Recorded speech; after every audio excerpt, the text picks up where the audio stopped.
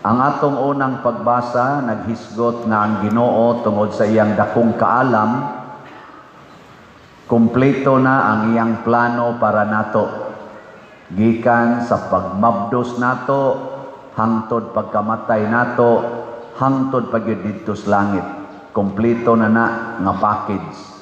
Unya kung kinsay mubabag anang maong package, iyang patyon. Ngilingiyay mong tupad. Inawa ka mubabag sa package sa Ginoo. Hindi ka mubabag. Mao na ang mga Ehiptohanon, mibabag man, ilang manggihimong ulipon ang mga Israelita, gisilutan sila sa Ginoo. Unya, kita sad, og mubabag sa ta, silutan sa ta sa Ginoo. Mao na, ang importante kaayo, mahimot ang sulugoon sa Ginoo. Ang gihisgutan diri sa atong ebanghelyo, mahimot atang mga buutan nga mga sulugoon. Kay kana magong sulugoon, di gina mubabag sa plano sa iyang agalon. Mubabag gani nas plano sa agalon, unsa may buhatos agalon? Papha na. Gilingi ay mong tupad, ang di mo lingi, papha. Lingi ay na dali ra kang suguon, ina kan. Mao na importante kaayo ang pagkasulugoon. Ako sulugoon ko sa simbahan, pinaagi sa gahom sa otoridad sa atong arsobispo. Ganahan man ta ko adto ra ko dito sa San Vicente Ferrer Paris Liloan. Niya kay pagbuot man yang ibutang ko dinhi, niyanhi ko dinhi. Pero pag abot na ko dinhi, nakana sa ko, dako gitingitag kolekta ani kay dako lang tao. Ambot diba ka ta ma-disappointed ani inig human nagpangolekta ani. Depende. Ano?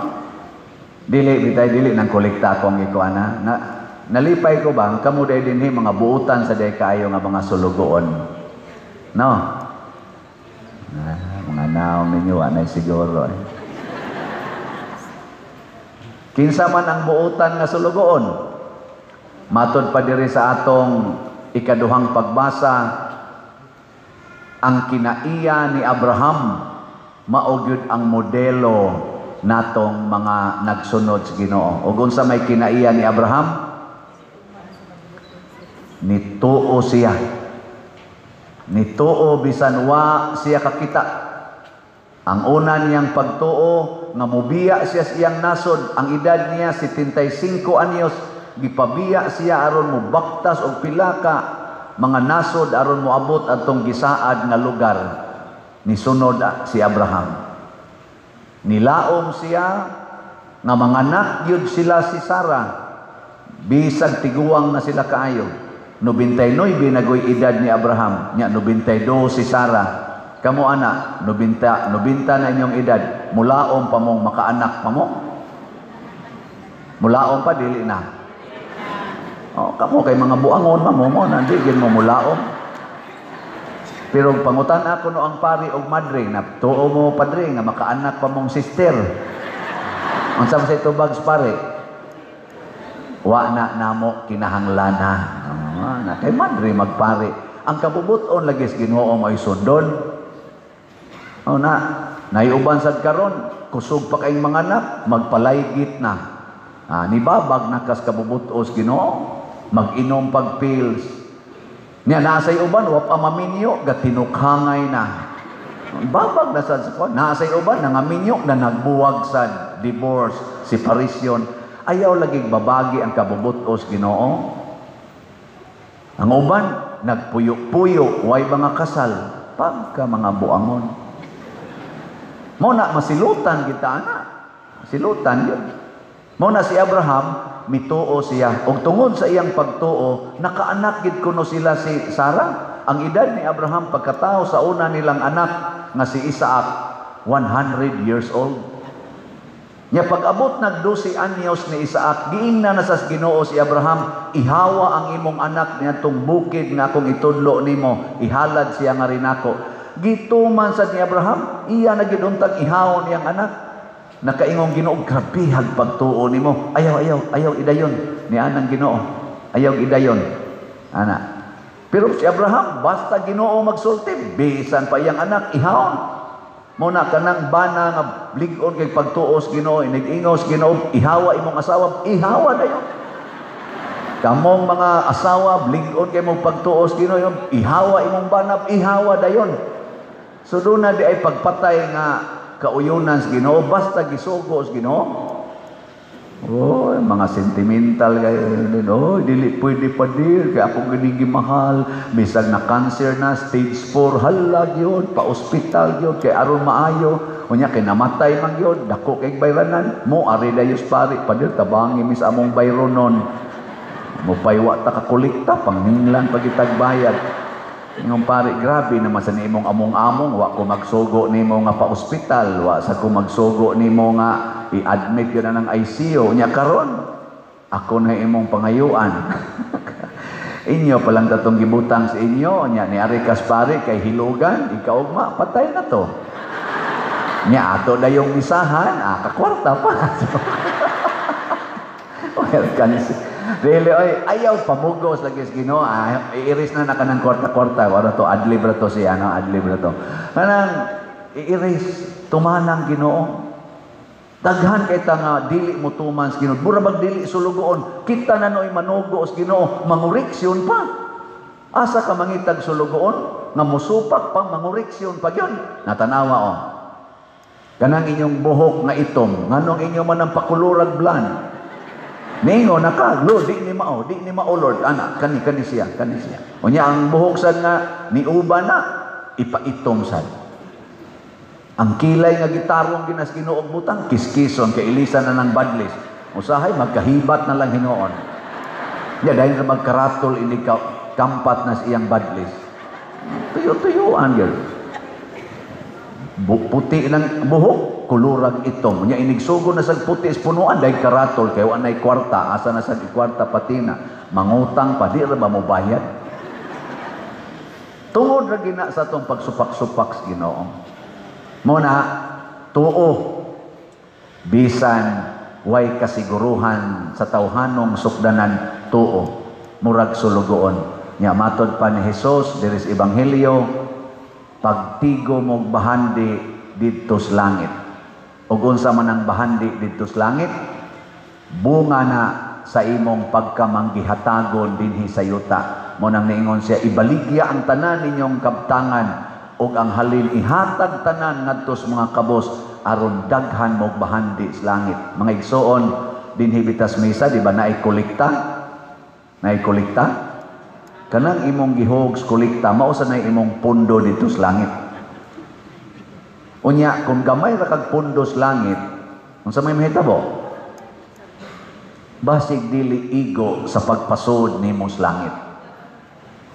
Nya dako kay kagipundo dinhi sa kalibutan, dako kay kagipundo matud pa ni Kristo, kun hain ganing inyong bahandi tuang inyong kasing-kasing. Nya hukman man tas Ginoo kuno sumala sa atong kasing-kasing. Di man niya hukman sa atong naong, di man niya hukman ano mga burloloys, mga sakyanan, mga house and lot nga imong natigom. Di man na mo'y hukman sa Ginoo unsay mga posisyon nimo sa kalibutan, presidente bakas gobyerno hangtod barangay tanod, di man na mo'y hukman ang kasing-kasing. Kun hain ang imong kasing-kasing tua gani sa kalibutanon, diretso kas impierno.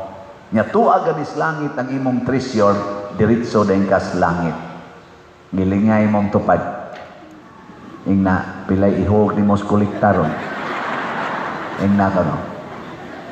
Oh, gusto ka malangit. Ihog tanan. Kay mo may gisulting Kristo, ihatag ang tanan. Wa man siya maingon ihatag lang ang gamay. Tanan. Oh, ana. Pero naaman say opsyon mga igsoon. Naaman tay mga project din ako nagdabi akong 70 million din nga utang. Ako lang nang gidada kay ako man say nagdesisyon ana, pero ang atong gipalambo ang San Vicente Ferrer Parish dito sa akong former parish. Na timingan lang gyud nawap mahumagbayad ang utang. O nang nadaan ako dinhi. Pero sige lang, palit lang mog slot. Unsa man ang slot? Kasabot na. Kinsay nakasabot na anang slot, taas ang kamot. Kanang nakasabot na unsa nang slot ba? Uy, 5 raman kabuok. Kanang slot para ninyo din kay bag-o mamuna akong mga territorial parishioners. Munay akong style kung doon natay mga gastuhanan. Imbis nga magpa-sponsor ko og usa ka tawo, 2 ka tawo, 5 ka tawo, aron mo angkon sa usa ka dako nga gastuhanan, ato ng bahin-bahinon. Pinaagig slot. Ug unsa man ang slot, ang labing gamay nga donation nga imong mahatag ngadto sa simbahan. The minimum donation. Nya ang utang dito 70 million. So nagbaligya ako 700 slots nga tag 700,000 slots nga tag 100 pesos per slot. Kada nimo palit og slot naa kay grasyang madawat. Mao na ang title sa atong slot, Grace. May tatong naatay screen kay makita no sa ninyong ni adinhi, pero sa ato ni kay ato man sa ning online i-upload man ni nato, makita sa atong screen sa TV ang grace. Ang meaning ana, God's reward and complete elation. Elation means joy. Ana. Sa ato pa, kung mopalit kag slot, tagaan kag complete, hingpit nga kalipay. Ana. Sabot na mo. Nya sa sige na tong palit og slot, tigom-tigomo na nato, mag-anam og kadaghan, matotal na siya og 70 million. Ana, ang kakadaghan ba na pa der? Ay, palit lang og slot, kausas-usa ka semana. Asa man mo palit? Diha sa gawas atong simbahan ay mga tents diha na ay lamisa. Pwede mo diha mo palit og slot, iniglakaw ninyo. Ayaw mo uli nga di mo palit. Ang moagi anang lamisa nga di mo palit nga naa kay 100 pesos nya di ka mo palit diha. Ditso kas impierno. Kay tuwa ditong imong bahandi. Ano? Pero imong ihapit diha, imong ipalit, ana ada yung kay complete joy. Ato kas langit ana. Pwede nakamaligsan dito sa unahan. Pero di ka mo palit diha, bisag naaon ta kay ikapalit, nga naligsan ka dito, nabangga ka dito, peligro ka. Kay wa man inighukom. Inighukom. Matod pa diri sa atong ebanghelyo, inigbalik niya. Iya man tang tan-aon. Kon nagtuman batas iyang kabubuton. Nya wa ta magtuman. Moabot ra ba kuno siya sa takna nga wa nato paabuta. Basig karon ng taud-taud. Sige, lingay mong tupad. Naandam na ka? Pangutan abay, naandam na? Sayo na kay naandamon, palit lag slot. Ako mong tagaan og update. Ang atong slot nagibaligya kaning Grace, nakahali na tag 32,933 ka slots, naapay 667,067 slots na available. Nya doon na sa ni siya 70 slot challenge na tag 7,000 per challenge, 117 ka challenges na ang atong nadawat. Atong pakpakan ang namalit og slots. 32,900. Pila man kabuok ang magsigig sunod nako. Kita lang din pila man ta kabuok. Sa karon lang misaha kani naanis mga sobra sa ni 500 no. Abutan na to maabot ning 700. Nya mamalit mog slot kada usa di 700. Nya kay di man sad kayo kay gamay sa danang 100 pa diroy, mura mag bugal-bugal man na. Pila mo dahin mo diyan? 1,000 lang, napo ka slots. Sige, gara-gara, gidi ha. Ingaw sa itong usa, kaminos ka nga, pila raman tao ng 1,000, chicken man na kayo na. Pila mo dahin mo, ma'am? Ay, kuan lang 10,000 lang, 100 Pilam ng 10,000? 100 ka slots. Liba na ko nimo. Alakaw rin ka na to. Mao na to imong pondo dito sa langit. Nya kaya mo sa ni Agi man. Sige baligyak slot ng takapil na niya. So, ipalit na lang din ako og pagkaon. Palit ka nga itong pagkaon. Pag humani mong kaon, busog kay kastanan, ning saka din mo high blood. Kung atake rin ka, atake. Balik ka din, paralyzed na ka, sige na ka, asya tong slot. Awa na, agas na laway. Inipalit ni mong slot, di na dyan ka maulian. Ayaw naghuwata. Ikaw niya po din, di na dito mamatay kung palit ng slot. Patay yapon. Pero ang kalainan lang, tuan na kay natigom nga bahandi sa langit. Wa din hisyota.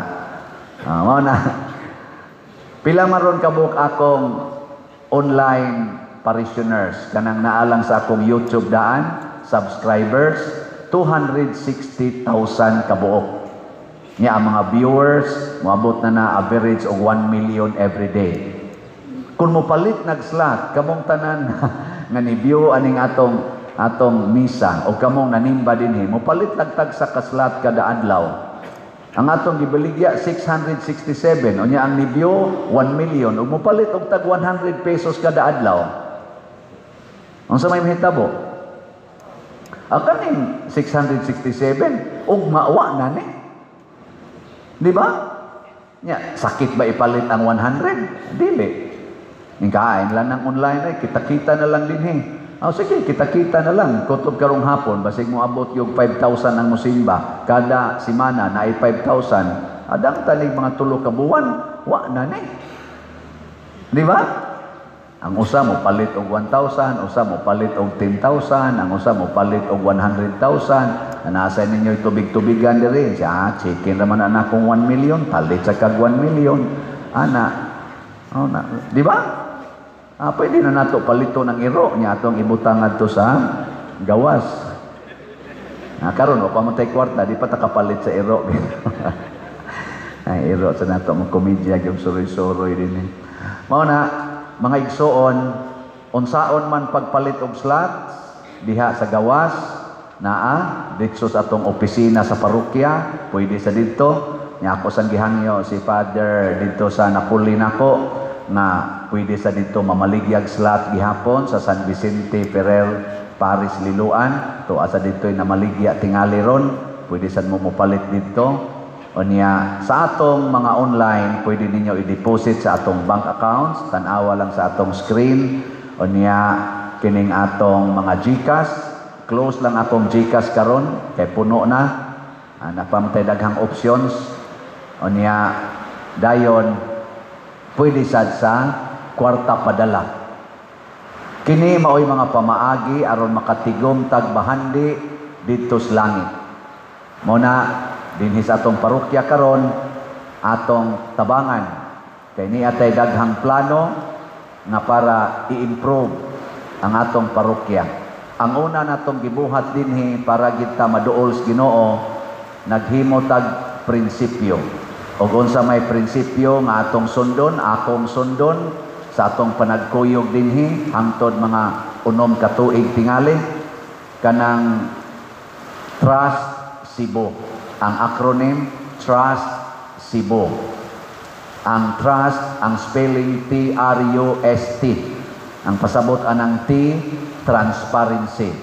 Ako yung i-report ninyo ang tanan natong gibuhat, kutob sa mahimo, o ang tanan natong income sa parokya. Hangtod ta mga matay.